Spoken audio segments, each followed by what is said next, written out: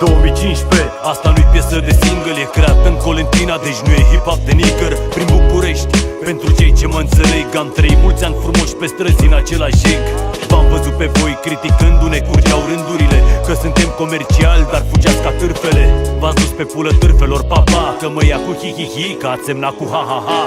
Mi-am ascuns un topor în colțul minții, de-aia când auziți de paraziții, voi dați spir cu fugiții. V-ați simțit vizați cu I Ten Proud, viitorul sună bine doar dacă sună underground. Sunteți drapării pis, din nimic n-ați înțeles. Când vă aud futu-vă în gât, parcă mi-e dor de 3 sud-est. Mi-a prin joint-ul, mă grăbesc să închei strofa, mă culc odată cu găinile, de 2 ori cu măta. E hip-hop, e hip-hop, e hip-hop grotesc. E hip-hop, e hip-hop, e hip-hop românesc. E hip-hop, e hip-hop, exact cum a mai fost pe beat-uri low cost, 20 CM Records. E hip-hop, e hip-hop, e hip-hop grotesc.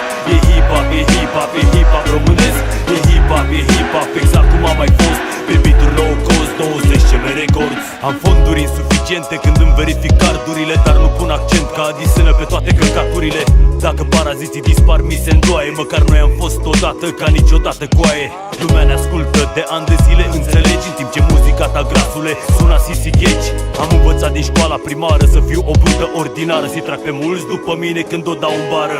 E ca muia cu topping de herpes, e trist, Morar și Pus Dugan, Ozreanță și un manelist. Toți DJ de radio azi ocolez rap-ul, dacă aveam pula fosforescentă, lumina tot capul.